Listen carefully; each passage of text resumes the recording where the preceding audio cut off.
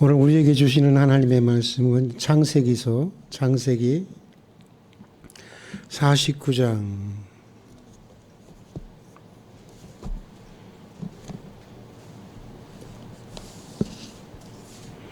창세기 49장 22절부터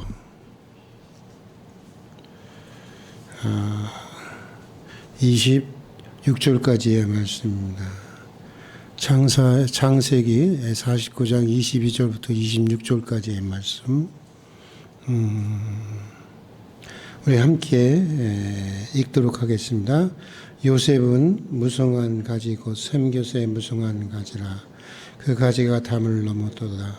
활 쏘는 자가 그를 학대하며 적게 심을 가지고 그를 쏘았으나 요셉의 활은 도리어 굳세며 그의 팔은 심이 있으니 이는 야곱의 전능자 이스라엘의 반석인 목자의 손을 힘입음이라.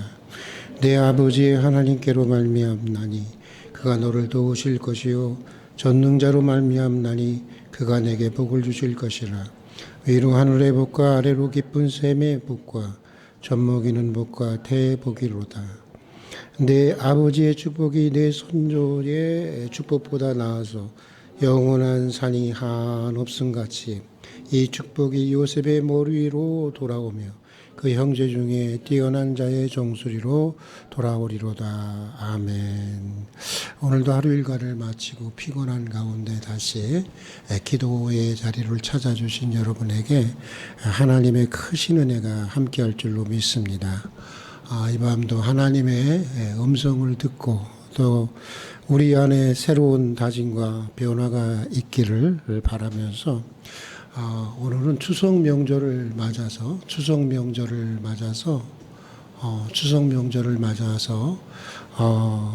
요셉을 축복해 주신 말씀을 가지고 우리 가정을 축복하는 그런 말씀을 함께 나누고자 합니다. 오늘 우리가 읽은 성경 본문은 죽음을 목전에 둔 야곱이 자신의 12 아들들에게 유언과도 같은 이제 마지막 축복의 기도를 하는 중에 요셉을 축복해 준 기도의 내용을 소개하고 있는 그런 말씀입니다. 야곱이 12 아들들에게 한 기도 내용 전체를 읽어보면 10손가락 깨물어서 안 아픈 손가락이 없다고 하듯이 정말 모든 아들들에게 야곱은 하나같이 꼭 필요한 축복을 하고 있는 것을 보게 됩니다. 우리가 보기에는 저주 같은 내용도 있지만 깊이 생각해 보면 축복입니다. 예를 들어서 시몬과 레위에게는 저주를 퍼붓습니다. 서로 모이지 못하도록 하고 이스라엘 중에 흩어버리리라 라고 하는 이렇게 저주에 가까운 말씀을 이렇게 기도를 합니다. 그러나 그 이유를 깊이 생각해 보면 축복입니다. 왜냐하면 그들은 모이면 주로 악한 짓을 모의하고 실천하는 아들들이었기 때문이었습니다. 그래서 그들에게는 흩어지는 것이 뭐예요? 흩어지는 것이 축복이에요. 흩어지는 게 저주가 아니라 흩어지는 것이 축복이기 때문에 그들에게는 흩어질 것을 하나님께 기도했던 것입니다. 야곱은 이런 식으로 정말 필요한 기도와 축복을 하는데 12 아들 중 요셉에게는 가장 긍정적이고 가장 아름다운 축복을 하게 됩니다. 왜이겠습니까? 왜 그랬을까요? 그는 그런 축복을 받을 만한 인격과 믿음의 그릇을 예비하고 있었던 사람이었기 때문이었습니다. 요셉에게 주신 축복의 내용은 크게 4가지로 정리해 볼 수가 있습니다. 이 밤에 하나님 내게도 요셉에게 주신 그 축복을 주십시오. 우리 가정에도 그 축복을 주십시오. 우리 교회에도 우리 사회에도 그런 축복을 주십시오 하는 마음으로 함께 말씀을 좀 나눴으면 좋겠는데요. 첫 번째 축복은 어떤 축복이었냐면 담장을 넘어서는 축복이었습니다. 무슨 축복이라고요? 담장을 넘어서는 축복이었습니다. 이 본문에서 야곱은 요셉에게 이렇게 축복합니다. 우리 다 같이 한번 따라서 한번 해봅시다. 요셉은 무성한 가지 곧 샘갧의 무성한 가지라. 그 가지가 담을 넘었도다.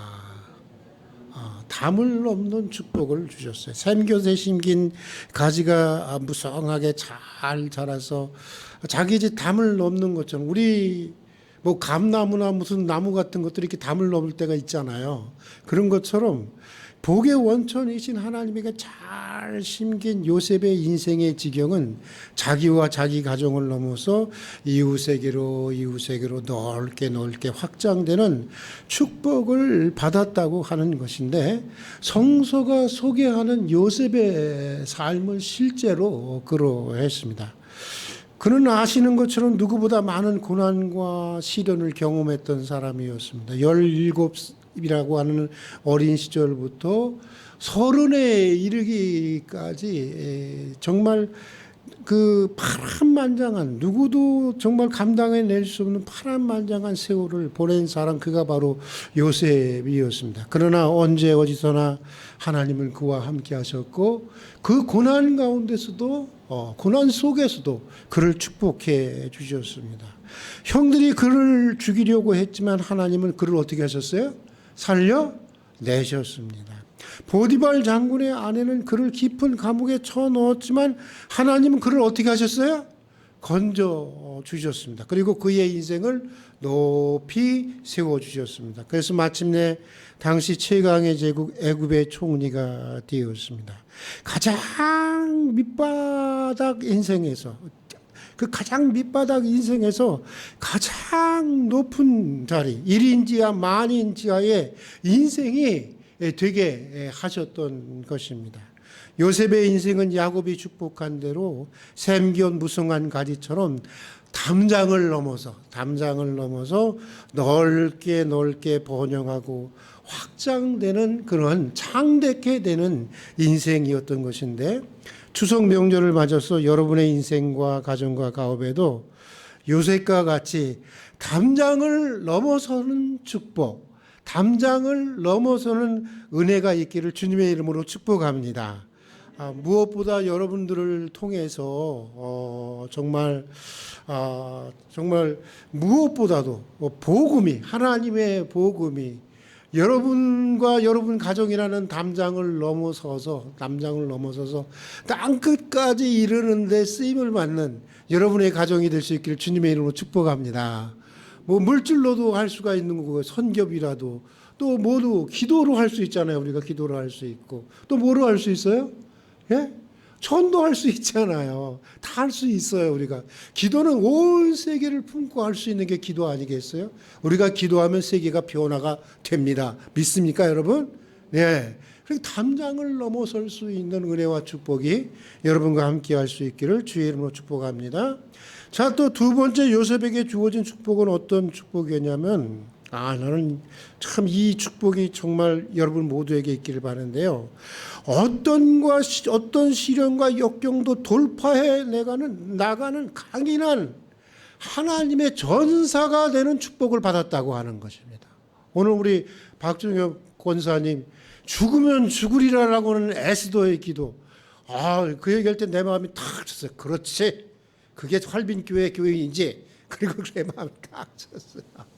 그래요. 그런 강인한 전사가 되는 축복을 누가 받았다는 거예요? 요셉이 받았다고 하는 것입니다. 오늘 말씀해 보면 야곱은 요셉을 이렇게 축복합니다. 원어의 뜻을 제가 잘 살려서 번역하면 이렇게 됩니다. 활 쏘는 자가 그를 학대하며 그를 쏘며 그를 군박하였으나 요셉의 활이 도리어 강하며 그의 팔이 힘이 있으니 야곱의 전능자의 손에 힘 입음이며 이스라엘 반석이신 목자를 힘 입음이라, 이렇게 말씀하고 있습니다. 여기서 활 쏘는 자들이라고 하는 것은 요셉의 생애 가운데서 등장했던 여러 가지 고난과 시련과 역경들을 얘기를 하는, 의미하는 것이기도 하고요. 또 그런가 하면은 그런 고난과 시련과 역경을 주도했던 형들, 그리고 보디발의 아내, 뭐 이런 사람들을 의미하기도 합니다. 그러니까 요셉은 하나님의 능력으로, 목자 되신 하나님의 힘으로 모든 시련과 역경을 돌파하고 결국 어떻게 했다는 거야? 승리하는 모든 역경과 고난을 이겨내는 하나님의 전사가 되는 축복을 받았다고 하는데, 정글과 같은 세상을 살아가야 하는 오늘 우리에게도 꼭 필요한 은혜, 꼭 필요한 축복이 바로 이런 축복이고 이런 은혜라고 저는 믿습니다. 여러분들 다들 경험해 보셔서 알지만 살아보면 볼수록 세상이라고 하는 거 여러분 만만합니까? 만만치 않습니까? 진짜 살아볼수록 만만치 않은 게 세상입니다. 아니 얼마나 정말 거칠고 정말 악하고 정말 비루하고 각박하고 비열한지 모릅니다. 세상이라고 하는 것이. 자신의 이익을 위해서는 무엇이든지 할 수 있는 것이 아마 80% 90%의 사람들은 아마 그렇게 살아갈 것입니다. 여러분 혹시 아이히만이라고 알고 계십니까? 예루살렘의 아이히만이라고 하는 유명한 책이 있는데, 이 아이히만이라는 독일의 공무원처럼 이 사람은 그냥 평범한 사람이었어요. 아주 모범적인 가장이었어요.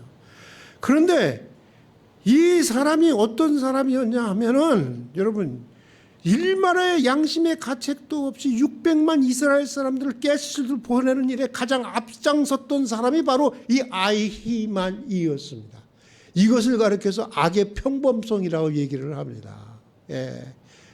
사람들은 안 그럴 것 같죠? 그렇지 않다는 거예요, 여러분. 평범하고 아주 선한 가장이라고 할지라도 환경과 조건만 갖춰지면, 그것이 자기 이익과 결부되는 일이 있으면, 여러분 일말의 양심의 가책도 없이 600만의 그 사람들을 갖다가 가스실로 집어쳐 넣을 수 있는 게 바로 세상이라고 하는 것입니다.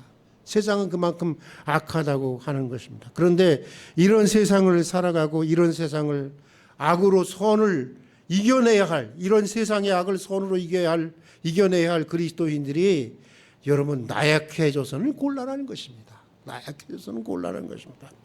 그래서 성경에 보면 세상으로 보냄을 받는 하나님의 사람들이 하나님이 제일 먼저 당부하시는 이 말씀이 있었어요. 뭔지 아세요? 따라서 합시다. 담대하라. 강하라. 강하고 담대하라. 하나님이 제일 먼저 하셨던 말씀이 무슨 말씀이에요? 강하라는 말씀이었어요. 담대하라는 말씀이었어요.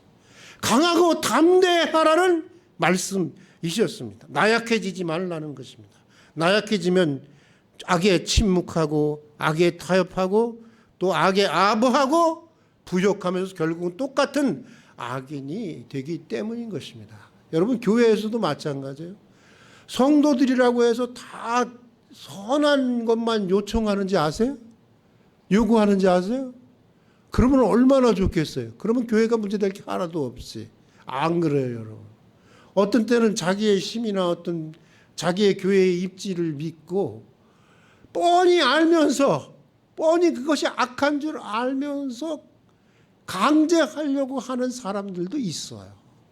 저는 목사들은 정말이지 착해 터져서는 안 돼. 착한 건 좋은데 착해 터져서는 안 돼.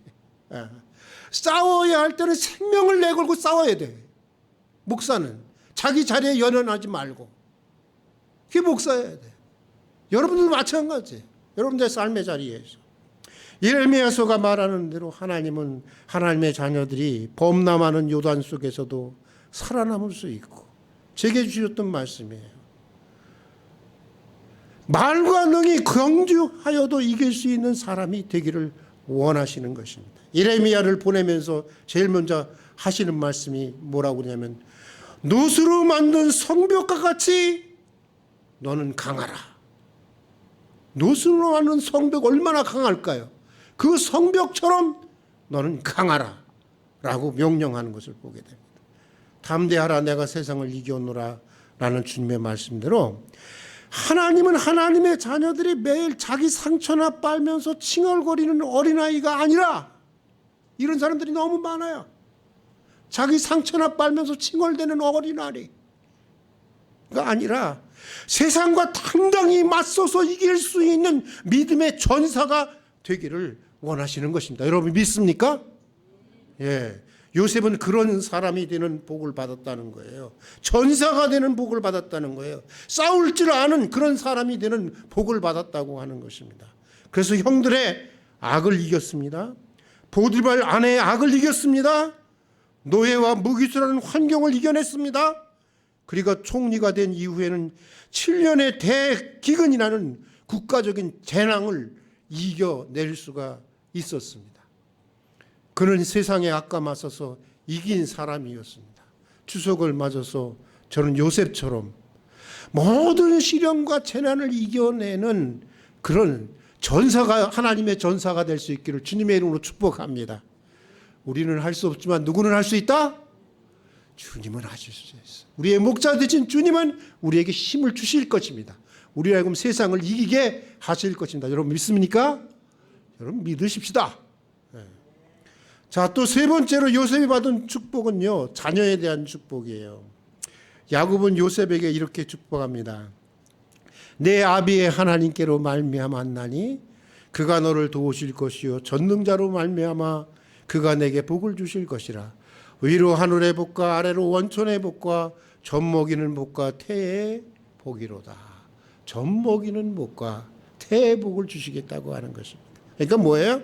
자녀를 축복해 주시겠다고 하는 것입니다. 여러분, 부모에게 있어서 가장 소중한 축복이 뭐예요? 솔직히 말씀해 보세요.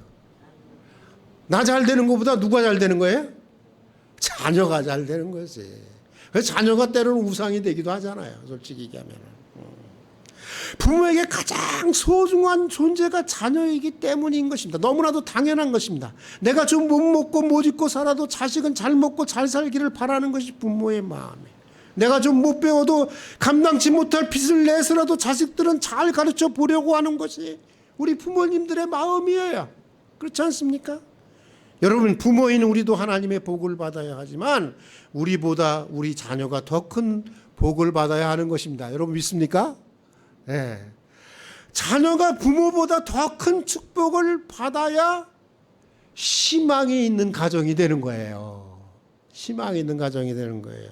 어느 분의 말대로 부모 덕이나 보고 사는 자녀라면 그 가정이 희망이 있는 가정입니까? 희망이 없는 가정입니까? 희망이 없는 가정인 것이죠. 예. 희망이 있는 가정은 사실 부모가 자녀 덕 보고 사는 가정, 그 가정이 정말 희망이 있는 가정이에요. 저는 우리 아이들 덕 보고 살고 싶습니다. 예? 제가 우리 아이들에게 뭐 줄 건 없지만 우리 아이에게 덕을 보고 살고 싶어요. 무슨 뜻인지 아시죠, 여러분? 나보다 훨씬 잘 되기를 바란다는 거예요. 그래야 희망이 있는 이 가정이 되지 않겠습니까? 요셉의 가정은요, 그런 복을 받았습니다. 하나님이 야곱을 통해서 요셉에게 주신 이 은혜와 축복이 추석 명절을 맞아서 여러분에게 주시는 은혜와 축복이 될 수 있기를 주님의 이름으로 축복합니다. 네. 자, 네 번째로는요, 요셉은 어떤 축복을 받았냐면요, 태산과 같이 되는 축복을 받았어요. 한 인간의 무게가 태산과 같았다는 것입니다. 태산과 같았다는 거예요. 야곱은 요셉에게 이렇게 축복을 합니다. 내 아비의 축복이 부요조의 축복보다 나아서 영원한 산이 한없음 같이 이 축복이 요셉의 머리로 돌아오며 그 형제 중 뛰어난 자의 정수리로 돌아오리로다. 영원한 산이 한없음 같은 축복이라고 하는 것은 태산과 같은 축복을 말하는 것이죠. 여러분, 작은 산과 달리 태산은 있잖아요. 모든 것을 품을 수 있어요. 모든 것을 품을 수 있어요. 식물이고 동물이고 사람이고 계곡이고 호수고 모든 것을 다 품을 수 있는 게 태산이에요.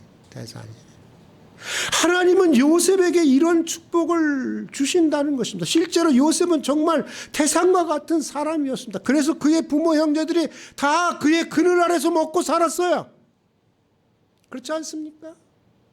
더 나아가 애굽 전체가 다 요셉의 그늘에서 살았고 요셉의 덕을 보고 살았습니다. 한 시대가 요셉의 덕을 보고 살았던 것입니다. 그렇게 태산과 같은 축복을 받은 사람, 그가 바로 요셉이었던 것입니다. 여러분, 가난한 자들을 위해서 세워진 우리 교회의 창립 비전을 생각할 때마다 저는 복음서에 나오는 오병이어의 기적을 생각하게 됩니다. 오병이어의 기적 잘 아시죠, 여러분?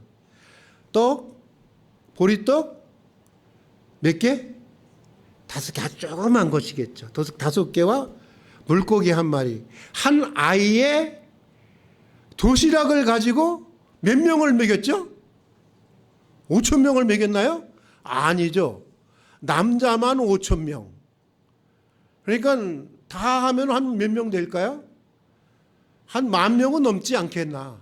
그렇지 않겠습니까? 여자와 어린애는 사람 수로 치지 않았기 때문에 남자만 5,000명이라고 이렇게 했는데, 아무래도 무슨 집회 같은 데 가면 남자보다는 여자들이 많잖아요.